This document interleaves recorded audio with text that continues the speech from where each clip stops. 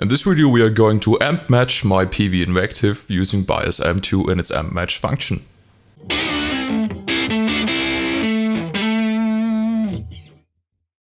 Hey everyone, this is Toby and welcome to another video here on my YouTube channel. So today, like I told you in the introduction, we are going to use bias amp2 and actually amp match my Peavey Invective here. That's just sitting behind me. So this video will be separated into 3 different steps, so not 3 different videos, but 3 different steps. So the first one is about recording a proper guitar source, because obviously the better the source, the better the amp match or the copying your sound from one amp to another amp, the better it's going to be. So this is a very important point. Point number 2 is tweaking and making some very important adjustments inside bias amp2, which is very often overlooked by a couple of users.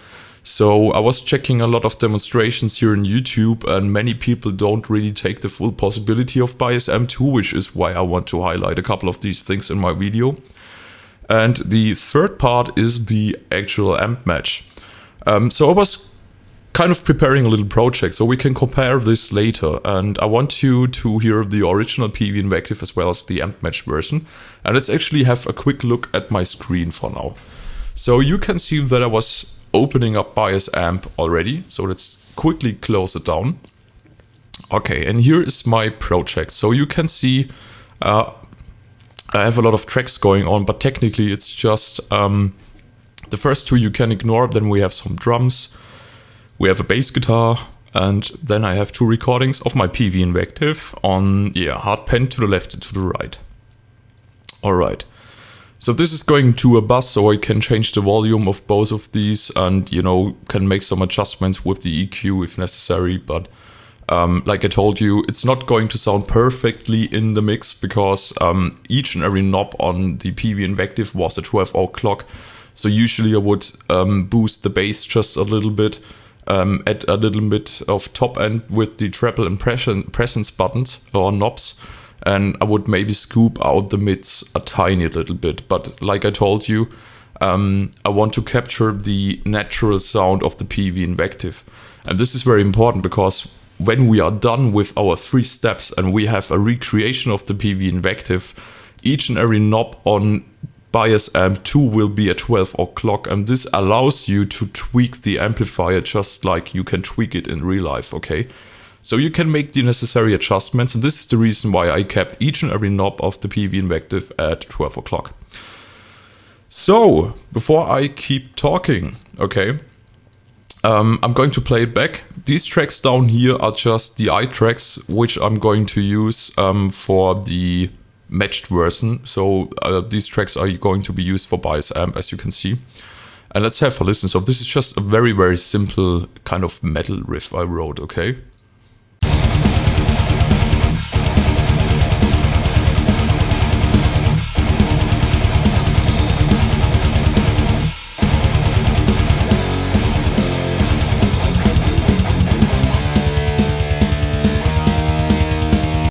Okay, this is the way it sounds. So you can hear that we have still a lot of mids in the guitar sound, and they could use a little bit more presence. So if I was mixing these guitars, I would possibly cut out the mids a little bit and add a little boost at 2000 to 4000 hertz. But anyway, so it's not perfect, but this is how the Peavey Invective sounds with every knob at 12 o'clock. The way I was recording the Peavey Invective was through a reactive load box, so this allows you to record the amplifier or the signal that would go to a guitar cabinet, and it's very accurate. And then when you add some IRs in your DAW like I did, you have a very good sound with any guitar cabinet you wish to use. So this is very nice. Okay. And then later we're going to compare this. So let's go to bias amp and let's open it up. So let me take a look at the tracks. Where is it? Down here. Bias amp. Okay. So, number 1. You have to record your guitar amplifier. And like I told you, I already recorded it with the reactive load box. And there is a very specific reason, which I'm going to explain later when I'm loading the IR into bias amp2. But it's very important, because when you do it the way I'm doing it, and it sounds weird, but if you do it this way, you can swap IRs and you get a very accurate result. So it's not going to be the case when you do it differently, okay? So you have to take care about this. So let me have a quick look. The way I was recording the guitar is very weird. So somebody's calling me. It's my phone. Let's ignore it for now. Yeah, it stopped. Okay. So I was doing a recording of the Peavey Invective, and I'm not using the recording or this metal riff for matching, but I'm using something different, which you can hear over here in this track, which I muted. So let's unmute it and solo it.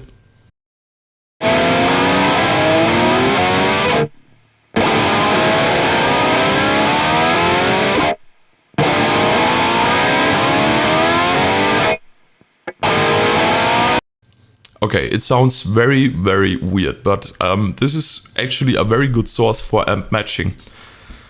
You may ask what I did to get these weird sounds, and I can answer this. I was using a bottleneck. I was putting the bottleneck on all the strings, and while I was strumming my 6 strings of the guitar, I was moving the bottleneck from the 1st to the 12th fret, repeating this 4 times. The reason why I did this is, you know, when you take a look, let me quickly show it to you and take a look at my screen. So let's use this recording like this, okay, and let's add the, where is it, the match EQ from also.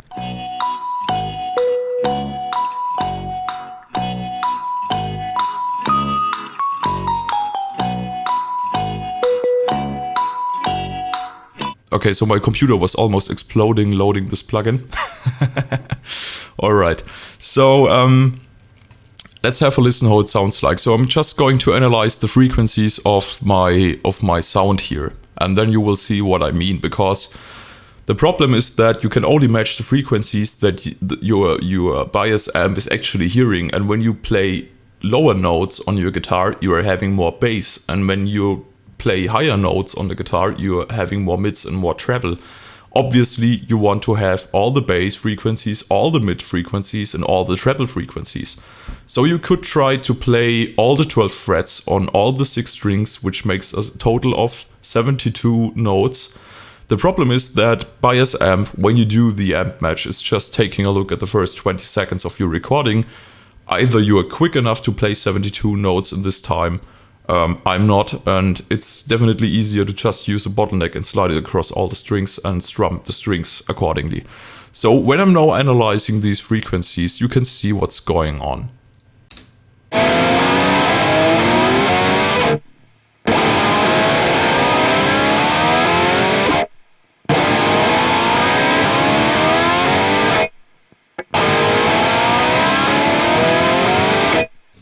Okay, and this orange curve here, this is the frequency response of the Peavey Invective, okay? Using all the notes from all the strings from the 1st to the 12th fret. And you can see that we have a lot of information in the bass area and the mid area, and then on the higher treble and the presence or the very high treble frequencies. And this is technically what we want, because the more seamlessly this curve is looking, you know, the more information we have to use it for the amp match. Because obviously bias amp can just change sounds that it knows, okay?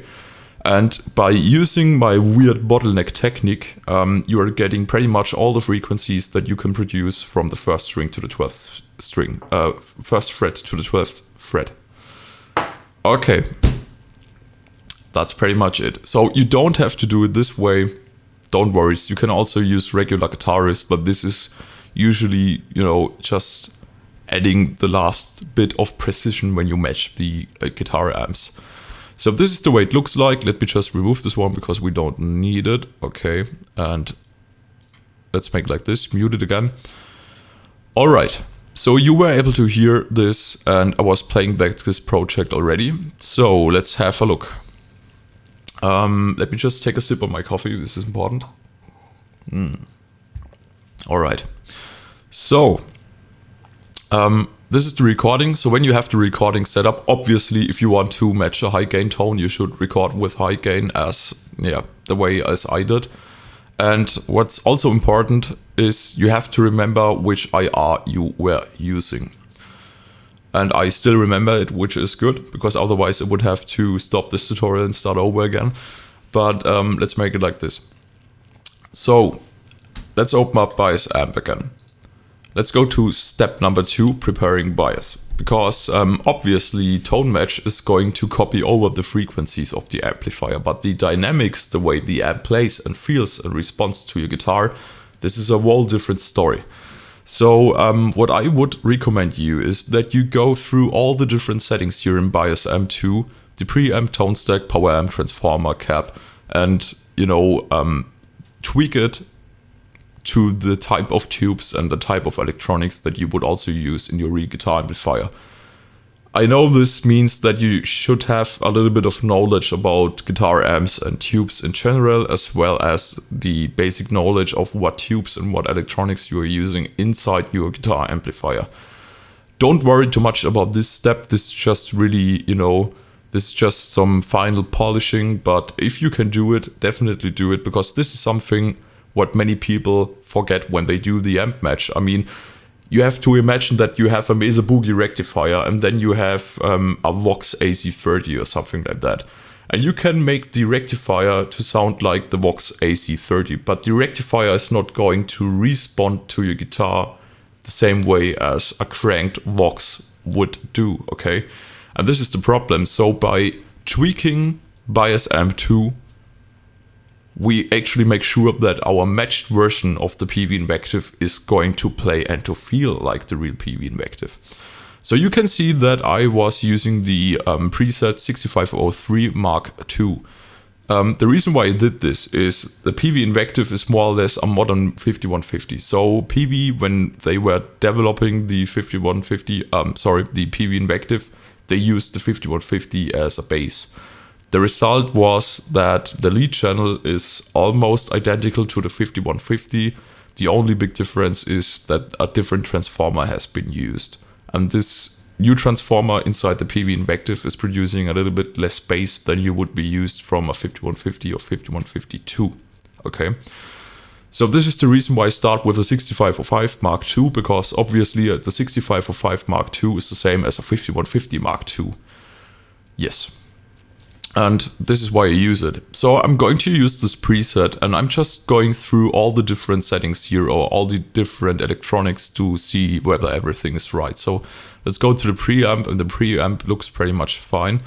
The gain stages is something I want to control or to take a look at, because the 5150 and the Peavey Invective have a total of 5 gain stages. So you have an input tube and then you have 4 or 5 additional gain stages. So you obviously want to set this up, because this controls how much your amplifier or how much gain your amp is going to have. Then you can see that over here we selected 12AX7 tubes, which is fine. By the way, don't worry if I'm not explaining each and every knob, because this will take an hour or even more. So I'm planning to make a dedicated tutorial about Bias Amp 2, explaining each and every knob, what it's doing and how you can use it, okay? But this is obviously the wrong video for this one, because otherwise you would be watching this video in 1 hour if you didn't switch off already. So 12AX7 is totally fine. The input stage is a 12AX7. This is your input tube, so the first tube in the chain, and then your signal from your guitar is going through additional tubes. And these are the cathode follower tubes, which is also 12AX7. This is fine. The bias, we can leave it the way it is, and these settings, we can leave them the way they are, because they're coming from the 6505, so this is pretty much good. Then let's take a look at the tone stack. Here, the tone stack is technically how your bass, mid, and treble knobs are working, okay? And this is important because the tone stack from a Marshall is totally different to the tone stack from a Mesa Boogie, for example, and it's, again, totally different to the tone stack of a Peavey or from a Fender. So this is going to make a big impact or have a big impact on your sound. I would use any of those presets that are, the closest to your actual amp. So when you play a Marshall, I would use British Crunch or British Modern. British Highway is a high watt topology, or it's a high watt tone stack, okay? So obviously our first obvious selection would be the American 5153. This is the tone stack from a Eddie Van Halen 5153 amplifier. I know it's manufactured by Fender and not by Peavey anymore, but this is the closest we can select, so we are going to choose this tone stack over here, which by the way was already chosen. Then we go to the power amp. We make sure that the power amp is using the same tubes as the Peavey Invective does. And I know the Peavey Invective is using 6L6GC tubes, and here we have 6L6GB. We don't have different tubes, so the 6L6 are going to be the ones we're going to work with, obviously. And the next thing you want to check is over here, this large button over here, or this large knob. You can see that you have a couple of different options: single-ended, split load, push-pull, and solid state. So solid state would obviously be a solid state power amp, and this is definitely not what you want to do when you are trying to copy a tube amplifier. Push-pull is the one you want to use in 70% of cases. So push-pull is your regular A-B configuration inside your power amp.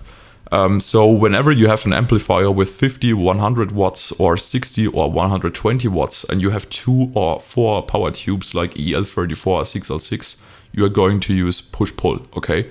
Single-ended is a different topology. This is mostly used when you have guitar amplifiers with 10 watt or less. So you are barely going to use single-ended. I mean, you can use it if you like the sound, it's fine. And split load is something like push-pull, but it works a little bit differently. Anyway, push-pull is usually the choice you want to use, and this is pretty much going to be fine. Then let's take a look at the bias. You can adjust the bias a little bit. Most people like a warmer bias. If you can keep it at 12 o'clock or crank it up a little bit, it's no problem. So keep it the way it is.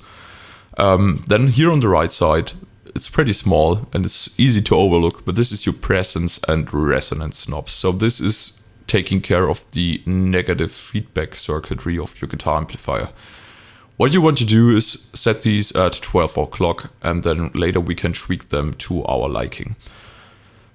You will see these little flip switches over here. So for the presence, you have the possibility to choose between modern and vintage. I would choose modern because modern is going to give you a little bit more pristine sound, and it's going to sound better when you use a lot of effects.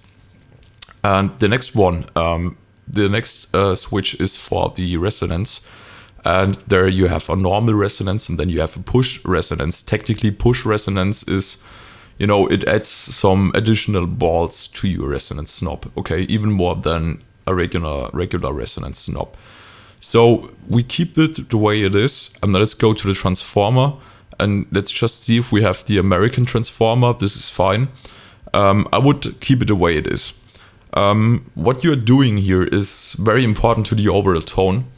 And the transformer is actually one of the most expensive parts of your guitar amplifier, no matter what brand you are buying, because the transformer actually is you have a couple of ways to make a guitar amp sound different, but the most obvious way why a Marshall sounds different to a Mesa Boogie and stuff like that is the tone stack, for example, the entire circuitry and the transformer. So the transformer is a very, very neglected part of your guitar amplifier, but it's yet very, very important. So at least make sure that you're using the appropriate transformer. So when you are matching an American style amplifier, you can use the American style transformer. Then you have a British style, which you can use for high watt or for Marshalls. And then you have 2 additional transformers you can actually play around with. If you like them, you can use them, but I'm going to stick with the American style. Then over here you have a small dynamics knob. So this defines how dynamic your tone is. This is the case. Dynamics, it means that when you just pick the string very softly, you're having less distortion. When you play very hard, you are having a lot of gain. So modern high-gain guitar amplifiers, they are very, very compressed, which means they don't have a lot of dynamics, which is the reason why over here in the 6545 preset, the dynamics have been pretty much turned down to 0. You will still have a little bit of dynamics, but you don't have too much dynamics. These knobs down here control the sag of your guitar amplifier, and I would keep them the way they are because this is a little bit complicated. Technically, you can imagine that sag is adding some kind of a percussive element to your guitar tone. The reason is that when you crank your amplifier to high volumes, you need a lot of current, and when you have a sudden current drop, your volume goes down. And this is the case when you start playing a guitar note. The transients, so the beginning of your note, is going to be loud, and then the current all of a sudden drops down, and then the tone is going to be quieter. So every time you stop playing the guitar and you hit a string, you are going to hear a loud pluck noise, okay? And this is very, very cool because this is adding some kind of a percussive element, and this is also the reason why tube amps sound that nice, and this is actually something people like. So while it sounds like something bad when the current is dropping off, it's actually something very important. And of course, it is also controlled by the size of your transformers. And yeah, so if you do not really know what you're doing over here, don't touch any of these buttons. Just make sure that you adjust the dynamics, and that's pretty much it. Okay, so let's go to the guitar cabinet. And over here, I'm going to load the same IR as I was loading into my, or as I was using for the recording of my Peavey Invective. This is important. Please don't switch it off, okay? Just take a listen. This is very important because obviously if you want to have a preset where you can switch the IRs and you have still an accurate sound of the guitar amplifier you're matching, you need to use the same IR as you were using in your recording. Because the problem is, let's say you are recording your guitar amplifier through your, I don't know, self-made guitar cabinet, and you are using some Celestion Vintage 30s, and you are using a Shure's M57 on a 45-degree angle just on, you know, where the dust cap meets the cone, okay? So technically you have a lot of variables in your tone, which is your guitar, your amplifier, your guitar cabinet, your guitar speaker, your microphone and the microphone position, and even the room, okay? So when you now use any model inside Bias Amp 2 and you are matching your real recording to this model, everything what is done is technically the sound of your amp is going to be squeezed to sound like you're recording from your real guitar amplifier. The problem is Bias doesn't know what's coming from your speakers and from your guitar cabinet. So when you switch the cab, you are getting very inaccurate and very different results as if you were connecting your real guitar amplifier to this cabinet. By using IRs on your real guitar amplifier and the same IR on Bias Amp 2, you are eliminating these variables, which means that the only part of your signal that can be changed is the guitar and the guitar amplifier. And since I'm going to use the same guitar for the real recording and the tone matching, the only part that can be really changed by Bias Amp 2 is your guitar amplifier. Which means that after we use the right IR and after we did the amp match, you are going to have a very accurate representation of what my Peavey Invective sounds like, and you can use any IR you would like to use and you are going to have an accurate sound. And this is something very important, and this is unluckily something that's mostly missing on many of the amplifiers in the ToneCloud, okay? So this is a very unique feature, I would say. And let's just quickly select the IR. Let's go here, IR loader, and let's say use IR files, and this one. Okay. This is the IR I was also using for the recording.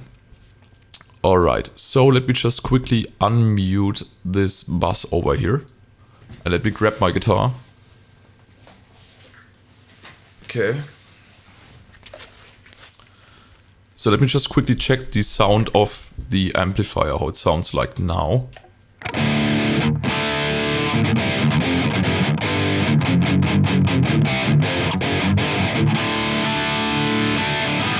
Okay, it's a little bit quiet, but we can change it later.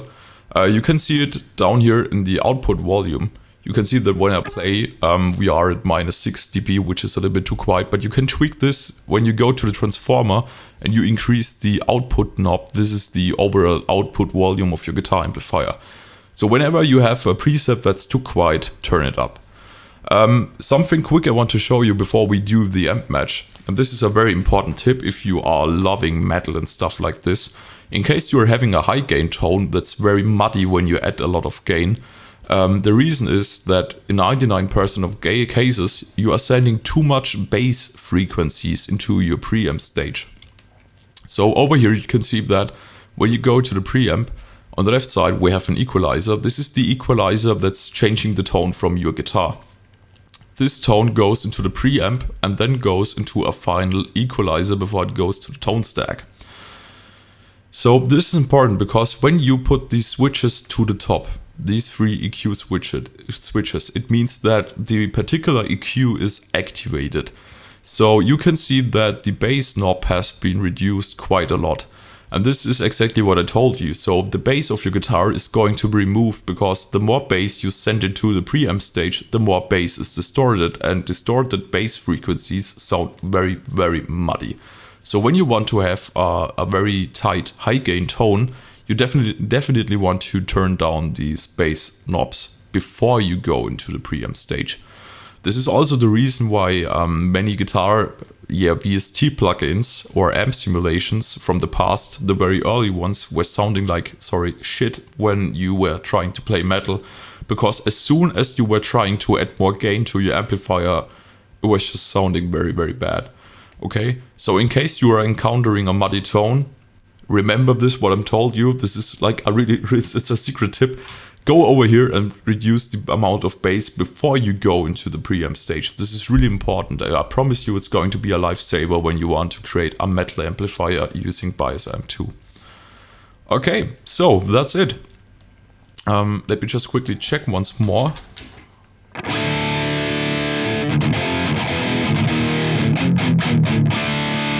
Maybe we need a little bit more gain. I mean, the Peavey Invective has shitloads of gain, so the Peavey Invective has... I'm using side chaining, so when I play the guitar, my voice gets cut off. So the Peavey Invective has shitloads of gain, so when you actually, the Peavey Invective has so much gain, you barely ever have to go past 12 o'clock, okay? So this is a real high gain monster. We don't have enough gain in Bias Amp 2 to get even close to how much gain the Peavey Invective has. It's ridiculous. You never need this much gain, so don't worry about this one. Okay?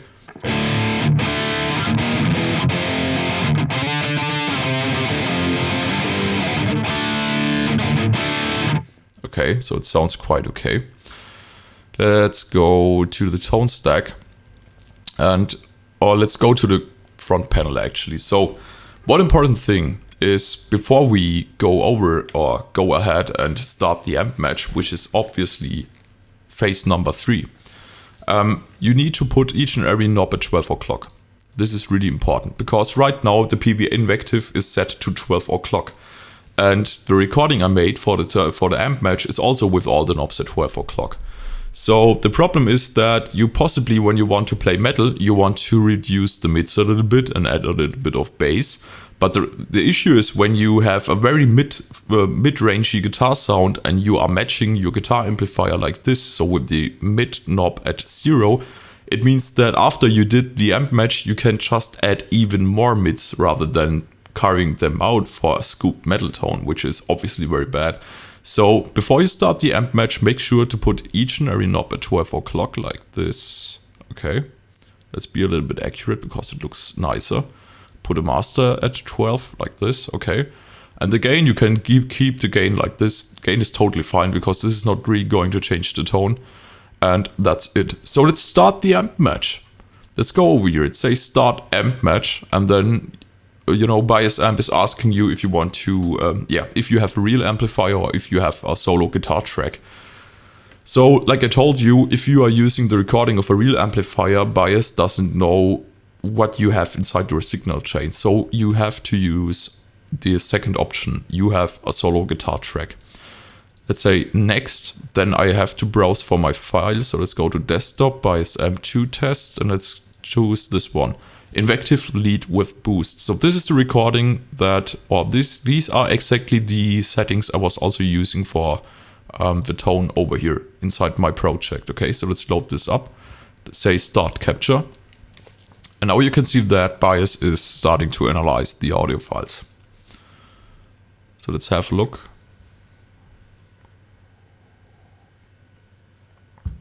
I have to mention that sometimes this can go wrong, okay? Because I'm not sure if this is related to my weird bottleneck technique or if it's related to something different, but sometimes, at least for me, it's failing. But don't worry, restart the amp match and on the second try it usually works. Okay, so we say next. And now it's asking you to connect your guitar to your audio interface, which is already the case in my case. So let's say next. And here, you know, when you play the guitar, you should see the input level moving. Okay, so I have to turn it up a little bit louder because it tells you a suggested level, okay? And you want to hit this just a little bit louder, like this. Okay, this is fine. Okay, then underneath this you have two different possibilities. Ah, shit, and I forgot something, okay.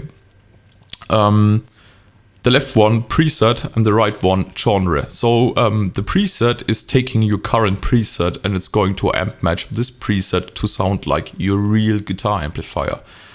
You can also choose genre, but this is going to destroy each and every setting you were making when you were doing phase number 2. So when you swap the tubes, when you change the response of your guitar amplifier or the transformers, if you use one of these genre presets, it's going to override everything you've done in the past. So when you choose metal or insane, Bias is loading up a generic metal or insane metal configuration, and then it's doing the amp match.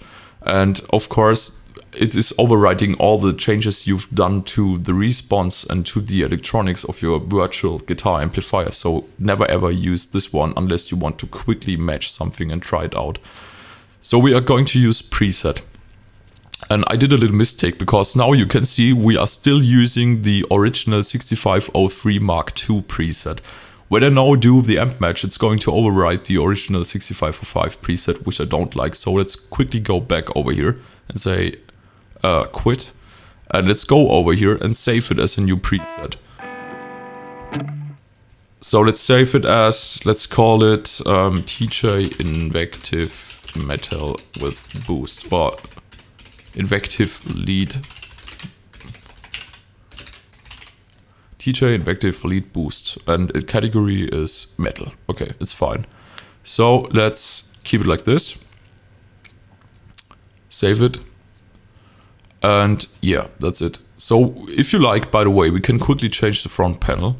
So let's just quickly do it so it looks a bit more like the Peavey Invective. No, where's the panel? Ah, here. Okay, let's use something brighter. No, it's too dark. Like this, like this. Yeah, well, let's maybe lose. This one is the closest. So let's just use this one. Let's say apply. Don't worry. Let's say override. No, this is going to save my changes. And that's it. Okay. So now let's go to the amp match and start it again. Audio, next. Check the file again. And say lead with boost. Start capture.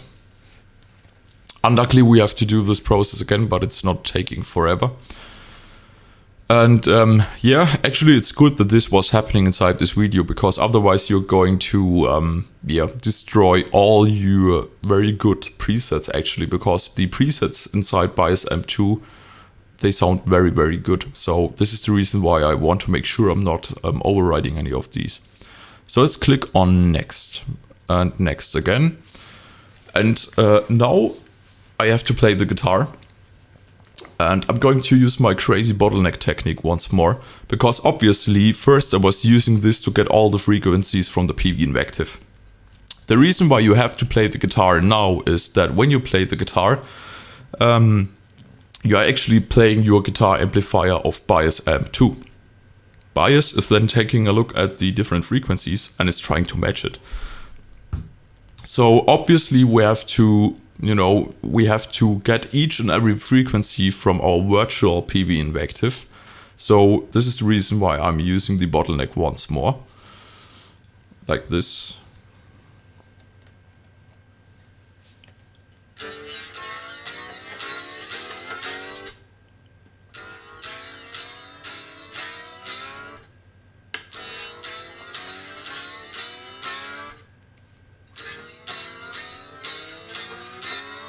Let's play a couple of notes.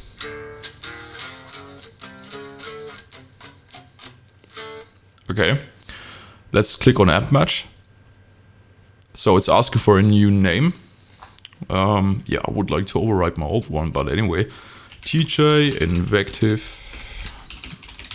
Invective lead boost. Okay, so this is also the name you can use to search for my preset on the Positive Grid ToneCloud. Okay, and after this video, by the way, I will do one for the clean, for the crunch, and for the lead channel without boost. So you have a couple of different presets if you like to play the Peavey Invective. Okay, so let's save and continue, and let's see how it sounds like.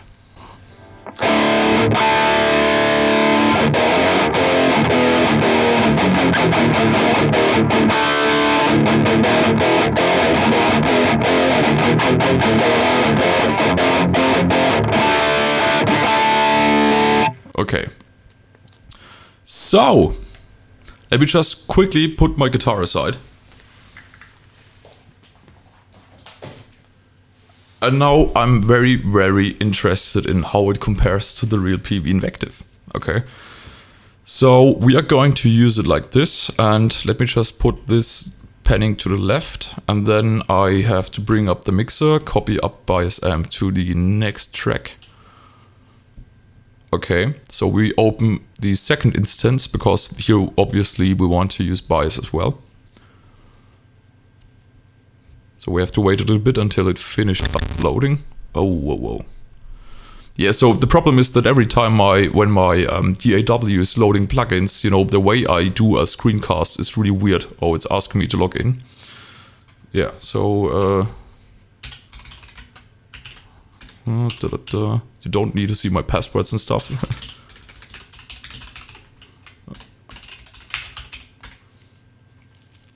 Okay.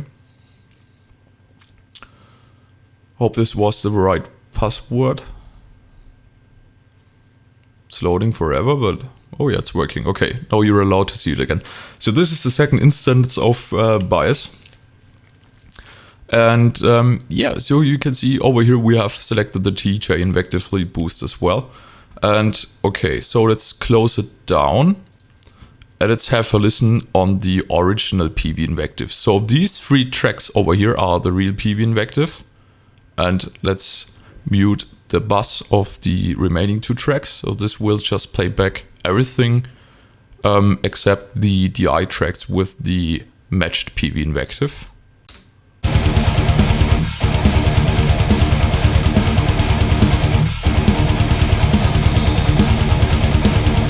Okay, this was the real Peavey Invective. Let's use the bias amplifiers.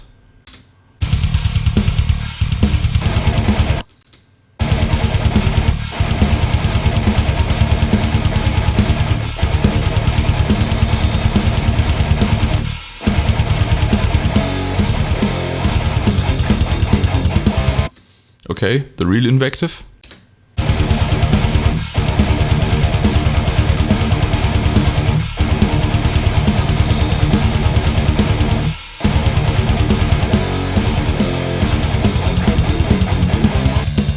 Okay, once more the bias Invective, the one we created right now.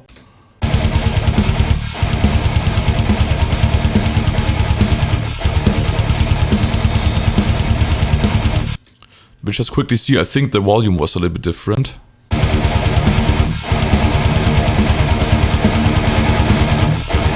Yeah, the volume was different, so once more.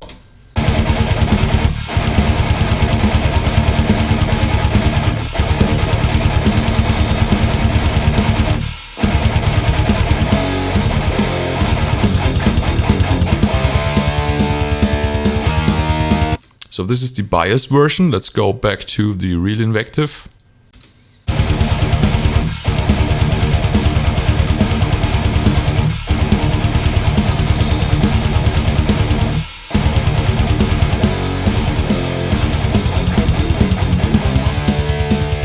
Okay, so when you take a listen, adjust these, you can hear... wait, so like this.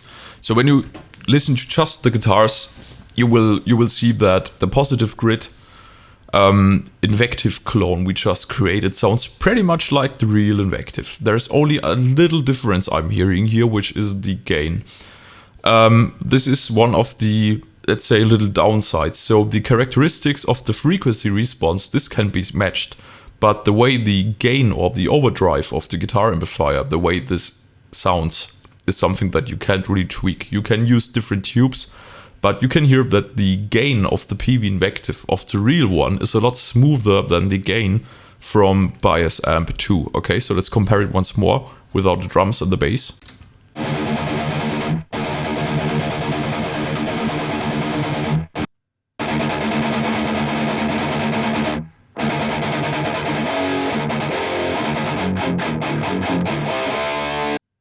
Okay, so we are not allowed to forget that, of course, the real Peavey Invective, each and every knob, including the gain knob, was at 12 o'clock. So actually the recording of the Peavey Invective has so much gain. I would never record metal guitars with this much gain because it's just a little bit muddy. And when we do this in Bias Amp, we have, yeah, let's say, it gets muddy if you if you add even more gain. So if you take a look at the preamp section once more, we have the maximum distortion, we have the maximum tube stages, we have the tubes with the maximum distortion. So if you want to add even more gain, you can do this in Bias FX 2. So you can export your guitar amplifier, or by saving it, you can use it and load it in Bias FX 2. And then you can use a Maxon OD808 simulation or some kind of overdrive or booster pedal in front of your guitar amplifier to get the gain that's missing. That's totally fine. Okay, so frequency wise, it sounds very, very accurate, and I'm actually amazed by the results. So let's just tweak it a little bit. Maybe we can get a better sound in the mix. Let's make this, mute the real Invective.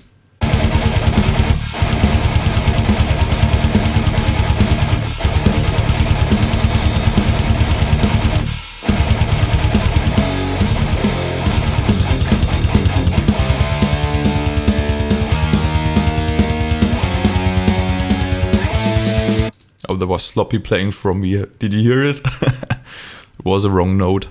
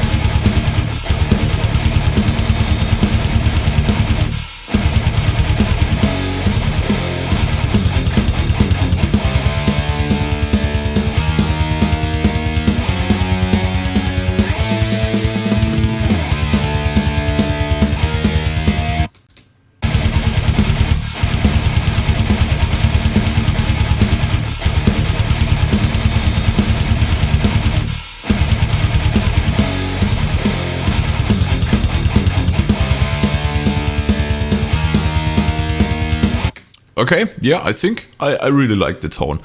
So, of course, yeah, I would still prefer the real Peavey Invective because I'm just one of those, yeah, let's say, idiots who just prefer real tube amps. But I really like the tone, so it's really sounding very, very close to the real Peavey Invective.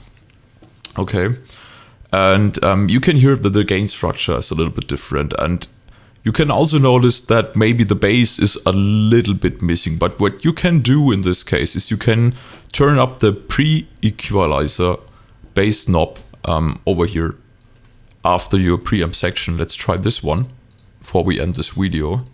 So you can see that you can still tweak this a little bit.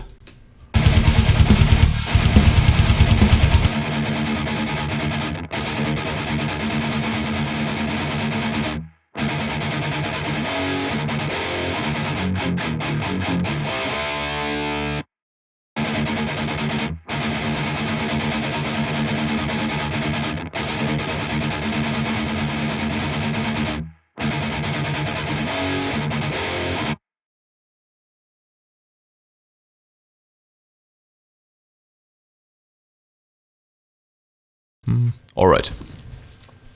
I think this is very much fine, so I don't want to tweak it too much because it sounds very much like the Peavey Invective, at least frequency-wise. The gain is a little bit different, but maybe the gain of the Invective sounds so smooth because we have shitloads of gain on the real recording.